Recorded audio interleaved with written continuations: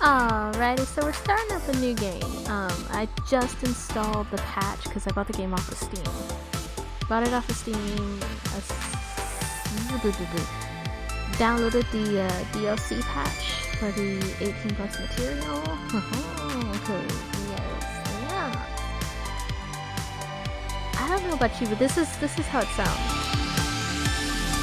And I feel like it's a little too loud for me, and that's because I have my headphones like on really low. I kind of want the music to like right here. I feel like it's the same volume level that it had it in Kudan while I was playing with it. So hopefully this will be like the first video. I still need to review some of the videos in Kudan just to make sure there's not some embarrassing noises I need to probably take out. Not that I would know how to do that anyways. I would probably just chop up the videos and mash them together. Or if I need to pre-record a session, I can do that. So let's see. Well, let's go ahead and jump into this. I'll probably be doing the same thing I did in Kudan.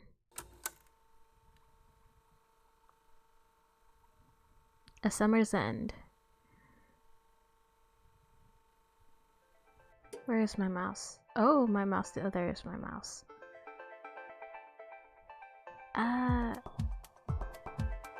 Well, I kind of got used to the game being on the big screen. When I think of my life, what I have, and what I've accomplished, I think I'm quite content with what it is. I had a comfortable upbringing thanks to the hard work of my parents. I had a very typical family. My father worked to support the household, and my mother was a homemaker. You could say I was a spoiled child. I went to a private school. Whatever toys, clothes, or snacks I could have asked for, my father would have bought it for me. I was a princess. My parents had grown up quite poor after the war. When my father was a young man, he came to Hong Kong by himself from the mainland countryside to find work. He had lost contact with his family during those tumultuous times.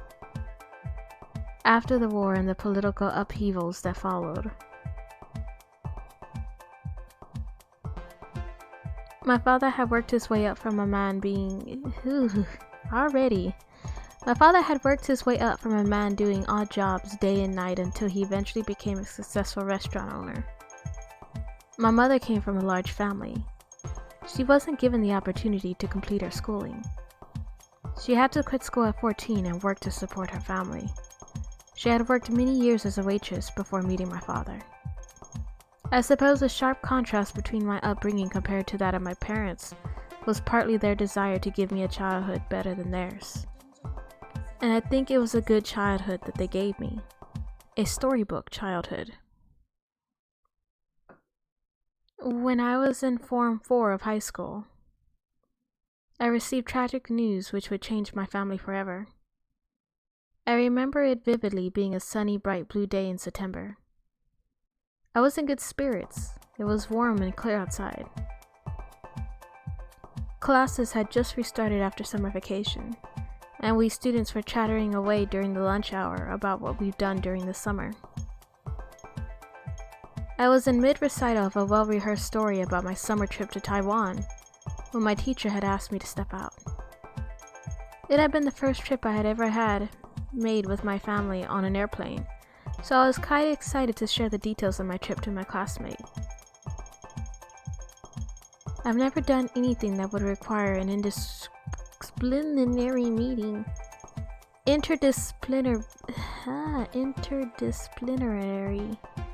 Disciplinary. Goodness, a big word. Meeting with the principal. So to be singled out like that, my heart dropped. I feared it was some kind of family emergency. I was worried. I got up from my desk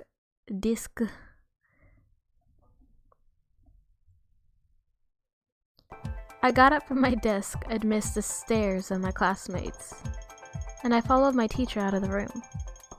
I found that it had been my mother who was waiting to meet me in the school hallway. She was pale. Her perfectly permed hair was frizzy. I knew that something was wrong, but even then, she couldn't tell me exactly what happened. It was my teacher who told me that I was excused from afternoon classes, and that I should accompany my mother to meet my father in the hospital. Thinking back, I don't think I ever finished telling my friends how I made my family walk from the night market. I can't pronounce that. And getting my family lost along the way. My young and naive self had vastly underestimated the walking distance between the two places, but my parents had indulged me in my wishes. It became a long and languid walk filled with laughter and memorable discoveries, much more than a quick car ride would have ever been. It'll be a private memory I'll treasure always in my heart. I left the school with my mother. She called for a cab to take us to the hospital. We sat in silence for the entire duration of the car ride. My mother has always been a tight-lipped person, never saying anything more than necessary. I wanted her to reassure me that everything would be okay, but that would have been asking too much from her. My mother was not an emotionally strong person. It was my father who had been a pillar of support in my family. I had such a foreboding feeling in my heart. I remember feeling so nauseous during that car ride. There was so much traffic that day. There was an accident on one of the arterial roads, creating havoc for traffic. It was supposed to be a 10-minute ride, but because of an accident, it became a 60-minute trip. When we arrived at the hospital, my father had already been pronounced dead. If I knew it was going to be like this, I would have gotten out of the car and walked. And we might have been able to see him before he passed away. But who could ever predict these things? I couldn't be too hard on myself on this part. There was not anything we could have done for my father then. My father had been in a car accident en route to meet a business partner. His vehicle was in mid-turn, and unbeknownst to my father, an oncoming truck ran the red light. It was unfortunate. It was truly a terrible turn of events. My father died that September afternoon. I wish I could have said goodbye. The next station is Central, interchange stations for the Blue Island Line. My carefree youth had ended then. My mother too was never quite the same. She became much more anxious and protective of me, understandably so. Perhaps if my father was still around, I wouldn't be the same person that I am now. I was too childish, too naive. I didn't realize how much of a spoiled child I was. I knew I had to change myself. For the sake of my mother and the memory of my father, I had to become independent and self-reliant. I plunged myself into study to keep my thoughts preoccupied from the reality of our situation. We no longer had family trips. Our table for 3 became a table for 2. My mother sold my father's business, his car, and boxed up his belongings. We moved into a smaller house. My widowed mother didn't want to take over my father's business. She was afraid of being surrounded by too many reminders of my father's death. I never did learn how to drive. But even in death, my father still provided support for us. My father had taken out a sizable life insurance policy before his death, as if he had known something was going to happen. My widowed mother was able to use that money to send me to a university and afford a modest home. She could continue her lifestyle as a homemaker, and I could continue to direct my focus toward my studies. It was as if we could live our lives the same way whether or not my father was still alive. It frustrated me deeply how well we could adjust ourselves after his death. So I kept pushing myself. I didn't have any particular aspirations. I just didn't want to be someone that would bring shame to my family. I wanted to be someone that would make them proud. I had kept myself fully engaged with the study, and whatever interaction I had with my peers already seemed like such a distant memory. Even now at the age of 23, it feels as if my days of being young had long passed. But it's not like I study furiously without aim or purpose. My efforts were rewarded when my academic standing proved sufficient to land me an esteemed secretarial job at an international publishing firm shortly upon graduation. I was a secretary in title, but not in a normal sense. I answered only indirectly to my supervisor. I handled whatever tasks she asked of me. It can be challenging work sometimes, but I feel fairly competent at what I do. I thought that now, my effort had finally produced something of an achievement.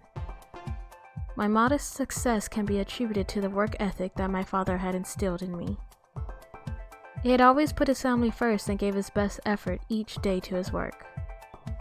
If my father is in heaven watching over me, I hope he can see this and be proud. My days at the office are like a marathon day after day. Each day will have its own set of challenges. A typical day as follows. I arrive at work. I note down with complete accuracy the minutes of the daily morning meeting. Once that's finished, I proceed to schedule appointments for our business clients and our marketing staff. Sooner or later, lunchtime rolls in. I'll have the usual meal of barbecue pork rice at the nearby family restaurant. Whether I leave late or early, take out or dine in, the waits in line for the lunch rush is always the same. After a quick break, I'm back to the daily grind of work. I'll continue working on my reports. From here on, the flow of time speeds up. I'll continue receiving calls and letters from clients. I take great care to make appropriate correspondence with them all. I can spend several hours at my computer desk without knowing that the sun had already set outside.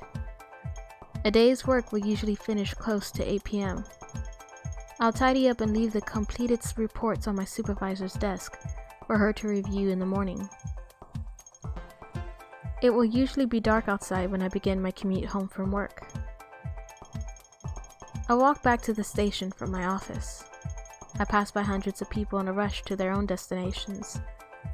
I walk quickly, or else I'll be pushed back to wait for the later train. As soon as I step into the train, the flow of time slows to a crawl. The train ride is our reprieve. We have no control how slow or fast it'll take us to our destinations.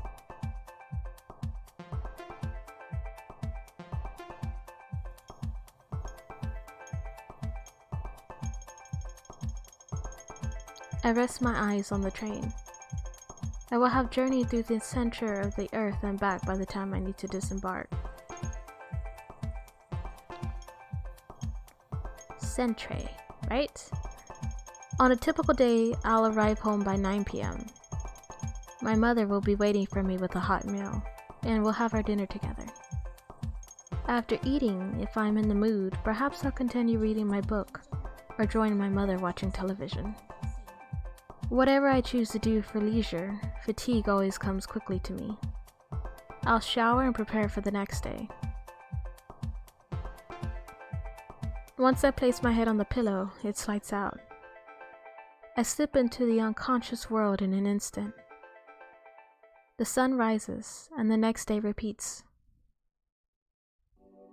A day without incident is what I call a good day. Like the clockwork accuracy of the subway system, I like to structure my day in a timetable precise to the minute. I get that. I get the whole, let me see. Is there a backlog anywhere? Backlog.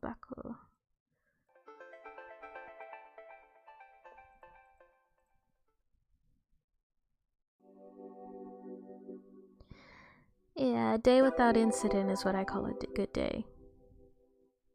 I get that.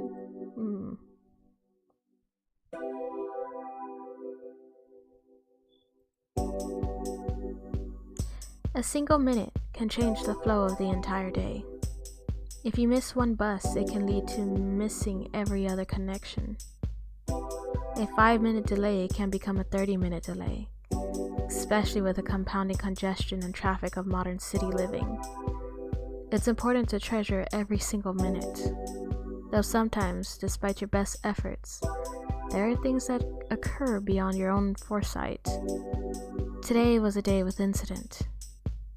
The usual overhead walkway leading to my office was closed for maintenance.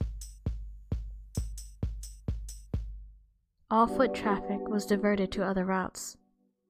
I had to make a quick detour to reach my building. In my hurry, I hadn't noticed when one of my heels had caught on the sewer grid, and lo and behold, when I rushed to take my next step, the heel had snapped cleanly off my shoe. My beautiful heels. Fior, new collection. Comfortable to wear and stylishly formal. It cost a month's paycheck, but it was an investment towards success.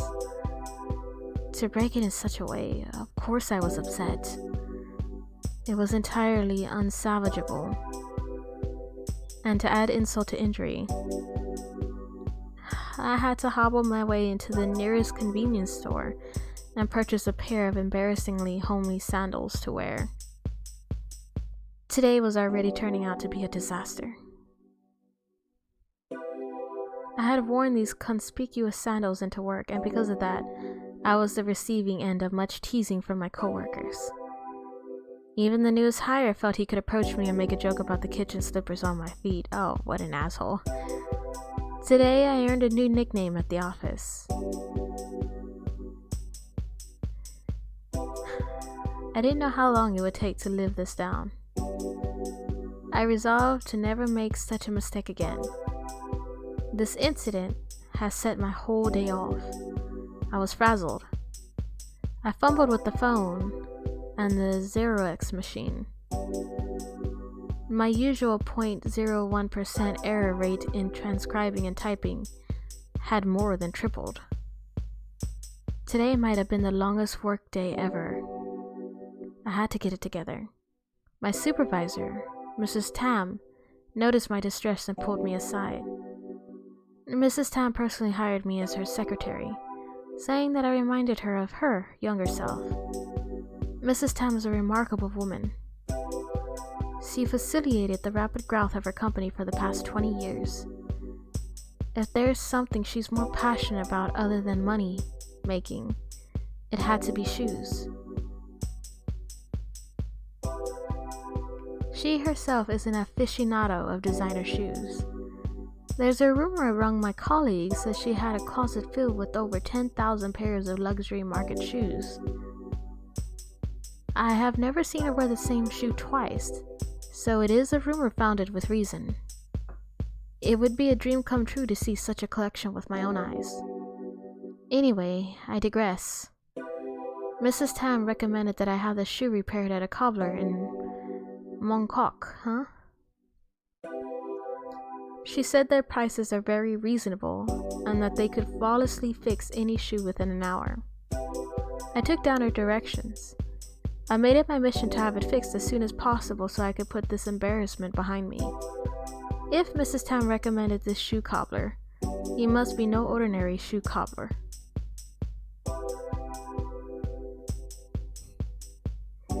After what was an embarrassing long workday on my feet, I made my way to the shoe cobbler, and unfortunately for me, it was a busier day than usual on the train. I had to endure a number of stares from people on the train eyeing my pink slippers. I hurried off the train as soon as I could and stepped into another crowded place. I don't normally frequent this area as I find navigating its busy crowds and labyrinth of shops and stalls such an ordeal every time I visit. It was certainly busy tonight, as it always was. The amounts of people on the streets, the smells and the sounds can be overwhelming. I tried to find my bearings. I hope I'm saying that right. The cobbler? That sounds like peach cobbler. The cobbler shouldn't be that far from the station exit, according to my supervisor. I looked again at the directions that were dictated to me by Mrs. Tam. Take the east exit and walk towards the convenience store across the street. Continuing past the convenience store and look for a bakery. Go past the bakery and take a left at the cosmetic store. Continue down the road until you reach a pharmacy and turn right. The cobbler should be at the next street corner. I scratched my head. The landmarks indicated certainly would have applied to any other place. With some effort, I was able to find the shoe cobbler in a back alley a bit away from the main thoroughfare. It was a small store tucked in the street corner. The lights were on, but the gates appeared closed, however. I thought Mrs. Tam said it was open till late. After all the time it took me to find this place.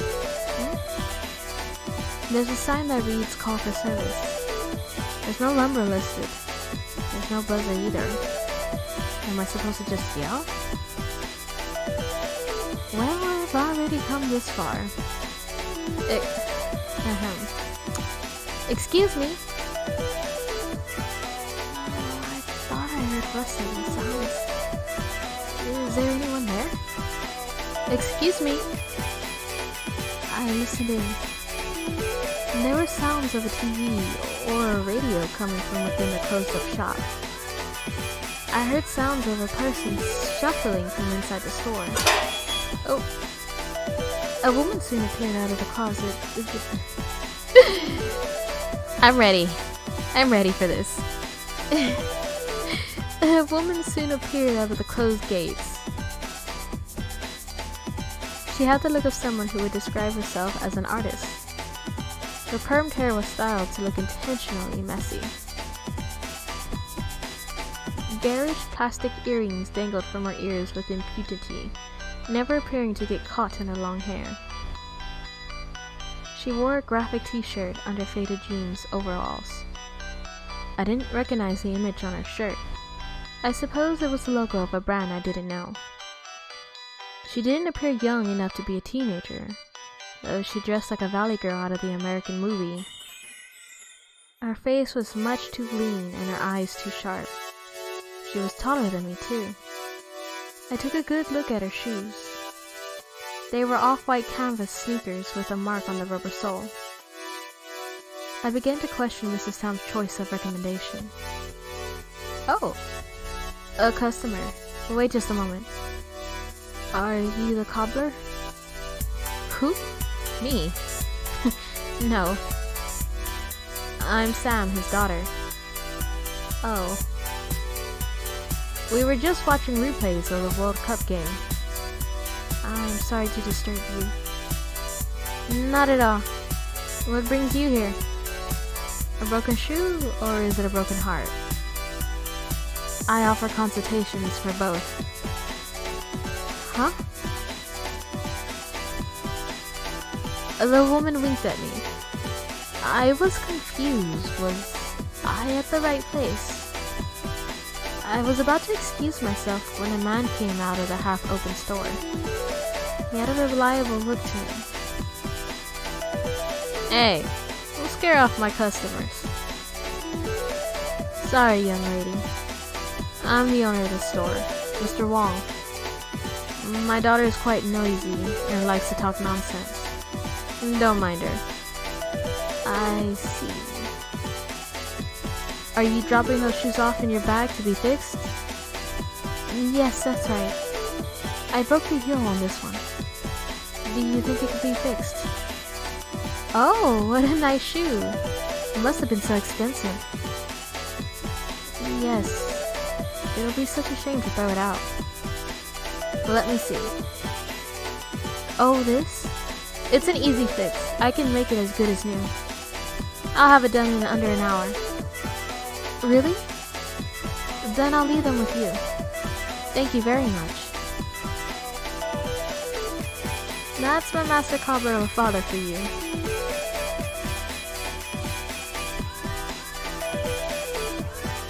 Wong, you should go back to your own store already. After I've come so far to visit you? You can visit me anytime. Alright, I'll get going. It's about dinner time anyway. If it's alright with you, I'll come back later tonight to pick up the shoes. Of course. Excuse me. Bye.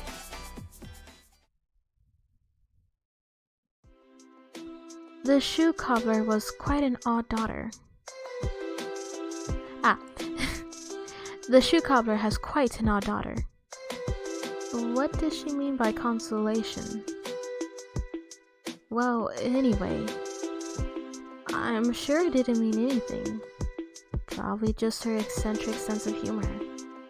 I came here to have my shoes fixed. All I can do now is wait. I have to put my trust in Mrs. Tam and the cobbler she recommended. But what should I do while waiting? I suppose I can look at some of the shops in this area. It's been a while since I've taken my time to look around here. Ah, that's right, I could look at the pet stores. There's a few nearby. I glanced at my watch and made a mental note of the time. I'll make my way back to the cobbler in an hour. Afterwards, I'll catch the express bus directly home. It shouldn't take much effort at all to pass an hour waiting here, I thought. There was a street where a few pet stores were next to one another. I looked at a few storefronts. I chuckled to myself. Nothing much has really changed since then. The kittens at the window display were curled up together in a ball sleeping. How adorable. And the puppies? One chased his own tail round and round in a circle. Another wagging her tail and barked at me when I made eye contact with her. Very cute. I'm much too busy to take care of a pet now. But when I was a small child, having a pet seemed like an essential thing for my happiness. I would ask my mother and father if I could take home a kitten or a puppy whenever we passed by one of these pet stores. I used to tell my parents that it was so pitiful for these animals to be caged and put on display like this, and better for their welfare if I could take one home to love and care for. But a pet was one thing my parents didn't fully indulge me with. My mother would not hear any of it. My father compromised and got me a turtle. I didn't think much favorable towards the turtle. My poor pet turtle. I'm sorry I didn't treat you with much love. It was my father who cared for you then. I stepped inside one of the stores. The sound of splashing water from the aquarium tanks brought back childhood memories of when I was a small child and my father would hold me up in his arms to look at the fish. My eyes would light up with wonder at all the colorful fish swimming and darting around in the tank. I walked further into the store. My eyes followed the contrasting oranges and red of schooling fish against the blue. I didn't know how long I must have stared at the tanks. The deep blue of the fish tanks was something you could get lost in. Over the steady hum of the ultraviolet aquarium lights, I heard the sound of the door chime. I saw the same woman from the shoe cobbler step into the pet store. She looked to her left and right. She appeared to be looking for something. Well, whatever it wasn't any of my business. I looked the other way. There were goldfish on display. Some had eye sacs that bulged out from their heads. This feature seemed more of an impediment to their swimming ability than something of an aesthetic value. I caught my own reflection in the glass tank. I suppose my swollen eyes weren't that different. I have been looking at a computer monitor all day. I should put on an iPad when I get home. Something mustard yellow appeared in front of my eyes. It was the reflection of the woman's earrings against the glass. My eyes instinctively followed her movements. She walked past me. She had the store attendant bag something from one of the tanks in the back of the store. Then, holding her bag, she walked over to the fish food section of the store and seemed to contemplate a long time over which fish pellets she should purchase. She had to give each container a hard shake, as if the sound of the rattling pellet. She had to give each container a hard shake, as if the sound of the rattling pellets was a factor to consider in her decision making. She ended up picking the larger of the two containers. What a strange person. I saw her look my way. I turned around quickly. I didn't want her to think I was staring.